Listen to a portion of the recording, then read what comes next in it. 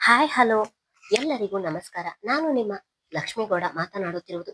ಯಾರೆಲ್ಲ ಇನ್ನು ನನ್ನ ಕಾಮನಬಿಲ್ಲು ಕಥಾಗುಚ್ಛ ಯೂಟ್ಯೂಬ್ ಚಾನಲ್ ಸಬ್ಸ್ಕ್ರೈಬ್ ಮಾಡದೆ ಕತೆ ಕೇಳ್ತಿದ್ದೀರಾ, ಪ್ಲೀಸ್ ಸಬ್ಸ್ಕ್ರೈಬ್ ಮಾಡಿ ಕತೆ ಕೇಳಿ. ಹಾಗೆ ನನ್ನ ಕತೆ ನಿಮ್ಮೆಲ್ಲರಿಗೂ ಇಷ್ಟ ಆದ್ರೆ ಕಮೆಂಟ್ ಮಾಡಿ, ಶೇರ್ ಮಾಡಿ. ಜಾನಕಿರಾಮ ಕಥೆಯ ಮುಂದುವರೆದ ಸಂಚಿಕೆ. ಅಂಕಲ್, ನೀವಾದ್ರೂ ಹೇಳಿ, ನಾನು ಎಷ್ಟು ಹೇಳಿದ್ರು ಇವಳು ನನ್ನ ಮಾತು ಕೇಳ್ತಿಲ್ಲ. ನಿನಗೆ ನಾನು ಏನಾಗ್ಬೇಕು ಅಂತ ನಿನ್ನ ಜೊತೆ ಮಾತಾಡ್ಬೇಕು, ನೀನು ನಮ್ಮ ಮಾತು ಕೇಳ್ತೀಯಾ?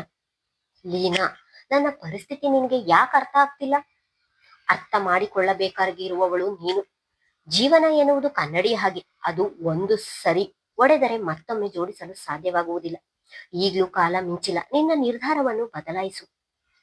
ಇಲ್ಲ ಲೀನಾ, ನನ್ನ ನಿರ್ಧಾರ ಯಾವುದೇ ಕಾರಣಕ್ಕೂ ಬದಲಾಗುವುದಿಲ್ಲ.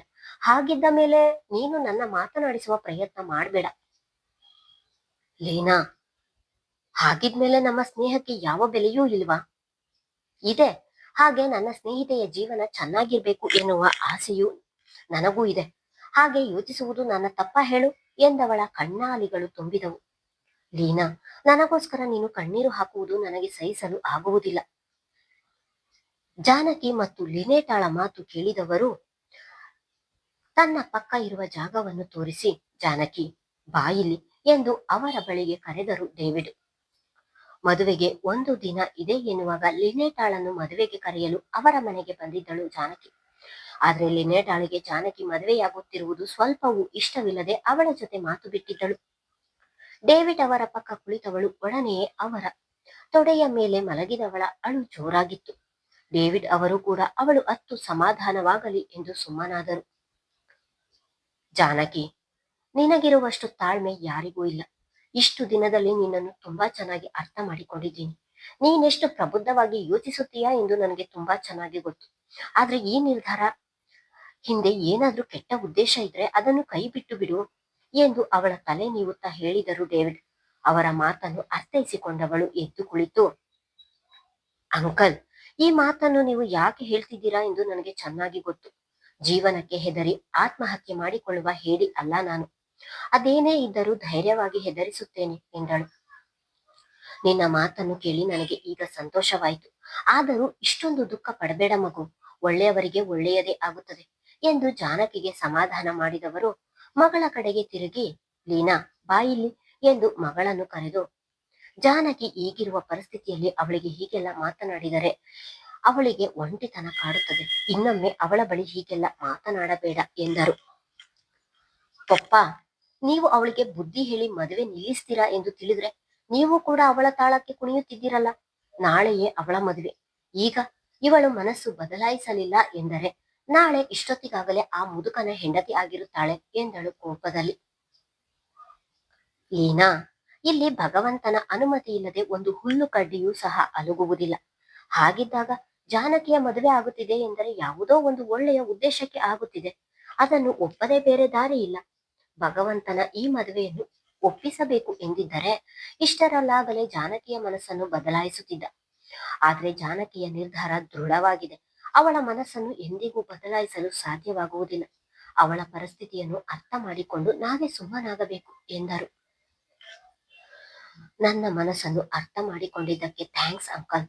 ನಾಳೆ ಇಬ್ಬರು ಬೇಗ ಬರಬೇಕು ಎಂದು ಮದುವೆಗೆ ಕರೆದಿದ್ದಳು. ಜಾನಕಿಯ ಮದುವೆ ದೇವಸ್ಥಾನದಲ್ಲಿ ಏರ್ಪಾಡು ಮಾಡಿರುವುದರಿಂದ ಯಾವುದೇ ಆಮಂತ್ರಣ ಪತ್ರಿಕೆಯನ್ನು ಮಾಡಿಸಿಲ್ಲ.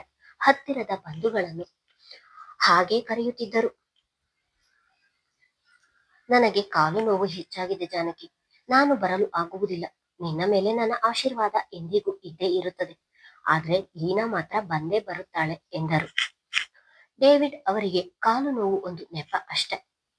ಸುಬ್ರಹ್ಮಣ್ಯ ಶಾಸ್ತ್ರಿಗಳನ್ನು ಎದುರುಗೊಳ್ಳುವುದು ಅವರಿಗೆ ಇಷ್ಟವಿರಲಿಲ್ಲ. ಅದು ಜಾನಕಿಗೂ ಕೂಡ ತಿಳಿದಿತ್ತು. ಅವರನ್ನು ಹೆಚ್ಚಿಗೆ ಬಲವಂತ ಮಾಡದೆ ಅವರ ಕಾಲಿಗೆ ನಮಸ್ಕರಿಸಿ ಆಶೀರ್ವಾದ ಪಡೆದವಳು ಅಲ್ಲಿಂದ ಹೊರಟಿದ್ದಳು. ಅಮ್ಮ, ನಿನ್ನನ್ನು ನಾನು ಹೋಗ್ಬೇಡ ಎಂದಿಲ್ಲ.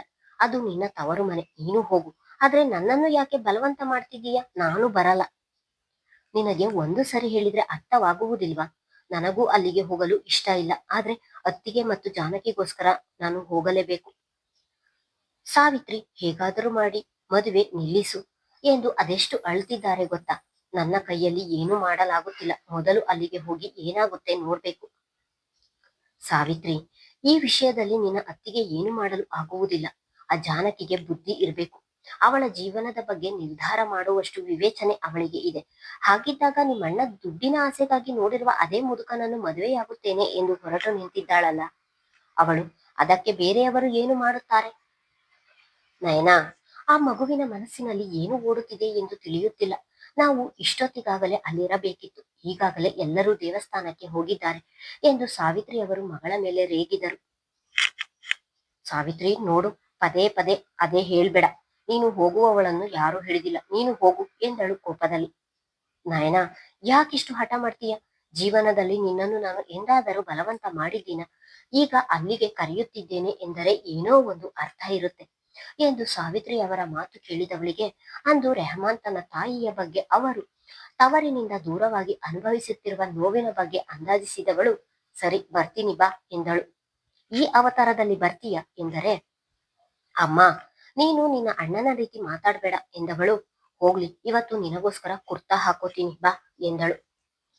ನಯನಾ, ನಾವು ಹೋಗುತ್ತಿರುವುದು ಮದುವೆಗೆ, ಹೋಗಿ ಸೀರೆ ತಗೊಂಡ್ ಬಾ, ನಾನು ಉಡಿಸುತ್ತೇನೆ ಎಂದರು. ಏನು, ಎಲ್ಲರೂ ಖುಷಿಯಿಂದ ಸಂಭ್ರಮದಿಂದ ಮದುವೆ ಮಾಡ್ತಿದ್ದಾರೆ. ಇನ್ನು ಈ ಮದುವೆ ನಡೆಯುತ್ತಾ ಎನ್ನುವ ಡೌಟ್ ಆಗಿರುವಾಗ ನಾನು ಸಿಂಗಾರ ಬೇರೆ ಮಾಡಿಕೊಳ್ಳಬೇಕು ಎಂದು ಗೊಣಗಿಕೊಂಡಳು. ನಯನಾ, ಏನು ಗೊಣಗುತ್ತಿದ್ದೀಯ ಎಂದರು. ಏನಿಲ್ಲ ಸಾವಿತ್ರಿಯವರೇ, ಹೋಗ್ತಿದ್ದೀನಿ ಎಂದು ಹೊರಟವಳ ಮೊಬೈಲ್ ರಿಂಗಣಿಸಿತು. ಮೊಬೈಲ್ ನೋಡಿದವಳು ರೆಹಮಾನ್ ಹೆಸರು ನೋಡಿ ಕರೆ ಸ್ವೀಕರಿಸಿ ಹೇಳು ಎಂದಳು ಗಡಸು ಧ್ವನಿಯಲ್ಲಿ. ಏನಾಯ್ತು, ಯಾಕೆ ಗದರುತ್ತಿರುವ ಹಾಗೆ ಹೇಳುತ್ತಿದ್ದೀಯ ಎಂದನು.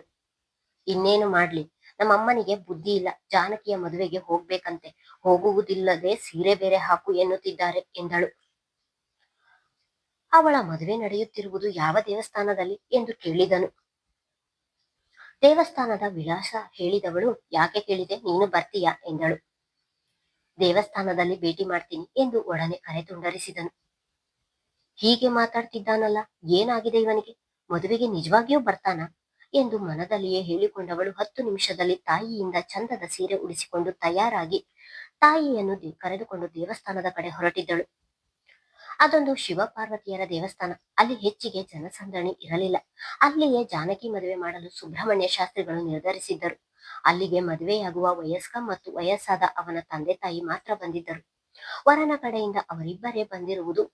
ಇನ್ನು ಲೀನೆಟ್ ಅಲ್ಲಿಯೇ ಪಕ್ಕದಲ್ಲಿ ಒಂದು ಕೋಣೆಯಲ್ಲಿ ಜಾನಕಿಗೆ ಸೀರೆ ಉಟ್ಟು ತಯಾರಾಗುತ್ತಿದ್ದರೆ ಅವಳು ಮಾತ್ರ ಜಾನಕಿಯನ್ನು ಮಾತನಾಡಿಸದೆ ಮುಖ ಧುಮ್ಮಿಕ್ಕಿಸಿ ನಿಂತಿದ್ದಳು. ಇನ್ನು ಸುಪ್ರಭಾ ಮತ್ತು ವಿಕ್ರಮ್ ಜಾನಕಿಗೆ ಹೇಳಿ ಸಾಕಾಗಿ ಅವಳು ಇವರ ಮಾತು ಕೇಳದಿದ್ದಾಗ ನಿರಾಸೆಯಲ್ಲಿ ಜಗದ ಪರಿವೇ ಇಲ್ಲದೆ ಕುಳಿತಿದ್ದರು.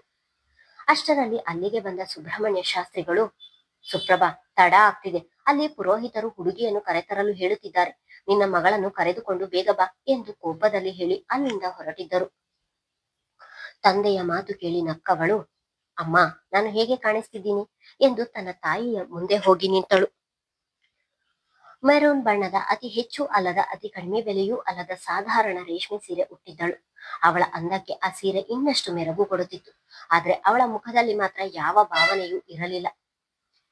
ಒಳಗೆ ನೋವು ತಿಂದು ಮೇಲೆ ನಗುತ್ತಿರುವ ಮಗಳ ಮುಖವನ್ನು ನೋಡಿದವರು ಅವಳ ಮುಂದೆ ನಿಂತು, ನಿನ್ನ ಜೀವನವೇ ಕಾರ್ಗತ್ತಲಲ್ಲಿ ಮುಳುಗುತ್ತಿದೆ, ಅಂಥದ್ರಲ್ಲಿ ಹೇಗಿದ್ದೀನಿ ಎಂದು ಕೇಳ್ತಿದ್ದೀಯಲ್ಲ, ನಿನ್ನ ಮಾತಿಗೆ ನಾನು ಏನು ಹೇಳಲಿ ಜಾನಕಿ ಎಂದರು. ಅಮ್ಮ, ಎಲ್ಲರಿಗೂ ಅವರು ಎನಿಸಿದಂತಹ ಜೀವನ ಸಿಗುವುದಿಲ್ಲ.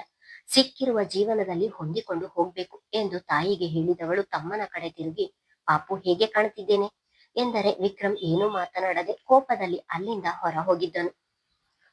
ಈಗಾಗಲೇ ತಮ್ಮನ ಬಗ್ಗೆ ತಿಳಿದಿದ್ದವಳು ಬೇಸರ ಮಾಡಿಕೊಳ್ಳದೆ ಗೆಳತಿಯ ಬಳಿಗೆ ಬಂದು, ಲೀನಾ, ನನ್ನನ್ನು ಮದುವೆ ಮಂಟಪದ ಬಳಿ ಕರೆದುಕೊಂಡು ಹೋಗುವುದಿಲ್ಲವಾ ಎಂದವಳು ಮತ್ತೆ ಮುಂದುವರೆದು, ಮರೆತಿದ್ದೆ ನೋಡು, ನನ್ನ ಮದುವೆಗೆ ಮಂಟಪವೇ ಇಲ್ಲ ಎಂದವಳ ಮಾತು ಕೇಳಿ ಲೀನೆಟಾಳ ಕಣ್ಣುಗಳು ತುಂಬಿದವು. ಕಲ್ಯಾಣ ಮಂಟಪದಲ್ಲಿ ಅದ್ದೂರಿಯಾಗಿ ಸಂಭ್ರಮದಿಂದ ಆಗಬೇಕಾಗಿದ್ದ ಇವಳ ಮದುವೆ ಇಷ್ಟವಿಲ್ಲದವರ ಜೊತೆ ಒಲ್ಲದ ಮನಸ್ಸಿನಲ್ಲಿ ಈ ರೀತಿ ಒಂದು ಸಣ್ಣ ದೇವಸ್ಥಾನದಲ್ಲಿ ನಡೆಯುತ್ತಿದೆ ಎಂದು ಮನದಲ್ಲಿಯೇ ಉಳಿದುಕೊಂಡಿದ್ದಳು. ಯಾಕೆ ಹಾಗೆ ನೋಡ್ತಿದ್ದೀಯ, ಸಮಯವಾಗುತ್ತಿದೆ ಬಾ ಎಂದು ಜಾನಕಿಯ ಲೀನೆಟಾಳ ಕೈ ಹಿಡಿದು ಅಲ್ಲಿಂದ ಕರೆದುಕೊಂಡು ಹೊರಟಿದ್ದಳು. ದೇವಸ್ಥಾನದ ಒಳಗೆ ಗರ್ಭಗುಡಿಯ ಮುಂದೆ ಮದುಮಗನಾಗಿ ನಿಂತಿರುವ ಆ ವಯಸ್ಕ ಜಾನಕಿ ಬರುತ್ತಿದ್ದ ಹಾಗೆ ಖುಷಿಯಲ್ಲಿ ಅವಳನ್ನೇ ನೋಡುತ್ತಾ ನಿಂತರೆ ಅಕ್ಕಪಕ್ಕ ಅವನ ತಂದೆ ತಾಯಿ ನಿಂತಿದ್ದರು. ಅಷ್ಟರಲ್ಲಿ ಅಲ್ಲಿಗೆ ಸಾವಿತ್ರಿ ಮತ್ತು ನಯನ ಇಬ್ಬರು ಬಂದಿದ್ದರು. ಸಾವಿತ್ರಿ ಬಂದವರೇ ಜಾನಕಿಯ ಪಕ್ಕ ಹೋಗಿ, ಜಾನಕಿ, ಈಗಲೂ ಕಾಲ ಮಿಂಚಿಲ್ಲ, ನಿನ್ನ ನಿರ್ಧಾರವನ್ನು ಬದಲಾಯಿಸು ಎಂದರು. ಅವರ ಮಾತಿಗೆ ತಲೆ ಎತ್ತಿ ಅವರನ್ನು ನೋಡಿದವಳು ಮುಗುಳು ನಕ್ಕು ಹಾಗೆ ಸುಮ್ಮನಾದಳು. ಅಮ್ಮ, ನಾನು ಅವಾಗ್ಲೂ ಹೇಳಿಲ್ವಾ, ಅವಳು ಮನಸ್ಸನ್ನು ಬದಲಾಯಿಸುವುದಿಲ್ಲ. ನೀನು ಯಾಕೆ ಬಲವಂತ ಮಾಡ್ತಿದೀಯ? ಸುಮ್ಮನೆ ಇರು ಎಂದು ತಾಯಿಯ ಮೇಲೆ ರೇಗಿದಳು ನಯನ. ಅವಳ ಮಾತು ಜಾನಕಿ ಕಿವಿಗೆ ಬಿದ್ದರೂ ಏನು ಮಾತನಾಡದೆ ಸುಮ್ಮನೆ ನಿಂತಳು. ಇತ್ತ ಪುರೋಹಿತರು ಆಗಲೇ ಮಂತ್ರ ಪಠಣೆಯನ್ನು ಶುರು ಮಾಡಿದ್ದರು. ಇಲ್ಲ, ಅವಳು ನನ್ನ ಸ್ನೇಹಿತೆ, ಅವಳ ಜೀವನವನ್ನು ಹಾಳಾಗಲು ನಾನು ಬಿಡುವುದಿಲ್ಲ. ಹೌದು, ಸ್ನೇಹಿತೆಯನ್ನು ಸಂಗಾತಿ ಮಾಡಿಕೊಳ್ಳುವುದರಲ್ಲಿ ಯಾವ ತಪ್ಪಿದೆ? ಅವಳು ವಯಸ್ಸಿನಲ್ಲಿ ನನಗಿಂತಲೂ ಚಿಕ್ಕವಳು. ಹಾಗಿದ್ದಾಗ ನಾನೇ ಅವಳನ್ನು ಮದುವೆಯಾಗುವುದರಲ್ಲಿ ಯಾವ ತಪ್ಪು ಇಲ್ಲ. ಈಗ ಅವಳು ನನ್ನ ಮೇಲೆ ಕೋಪ ಮಾಡಿಕೊಳ್ಳಬಹುದು, ಆದ್ರೆ ಮುಂದೆ ಎಲ್ಲವೂ ಸರಿಯಾಗುತ್ತದೆ. ಮೊದಲು ಆಗುವ ಅನಾಹುತವನ್ನು ತಡೆಯಬೇಕು. ಒಮ್ಮೆ ಅವಳ ಕುತ್ತಿಗೆಗೆ ತಾಳಿ ಬಿದ್ದರೆ ಯಾರು ಏನೂ ಮಾಡಲು ಆಗುವುದಿಲ್ಲ. ಮೊದಲು ನಾನು ಜಾನಕಿಯ ಬಳಿಗೆ ಹೋಗ್ಬೇಕು ಎಂದು ದೂರದಲ್ಲಿಯೇ ನಿಂತು ಜಾನಕಿಯನ್ನು ನೋಡುತ್ತಿದ್ದ ಅರ್ಜುನನ ಮನದಲ್ಲಿ ಮೂಡಿದ ಮಾತುಗಳಿವು. ಮನದಲ್ಲಿಯೇ ಗಟ್ಟಿ ನಿರ್ಧಾರ ಮಾಡಿದವನು ಜಾನಕಿಯ ಬಳಿಗೆ ಬಂದಿದ್ದನು. ಮುಂದುವರಿಯುವುದು. ನಿಜವಾಗಿಯೂ ಅರ್ಜುನ್ ಜಾನಕಿಯನ್ನು ಮದುವೆಯಾಗುತ್ತಾನ ಎಂದು ಮುಂದಿನ ಸಂಚಿಕೆಯಲ್ಲಿ ನೋಡೋಣ. ಧನ್ಯವಾದಗಳು.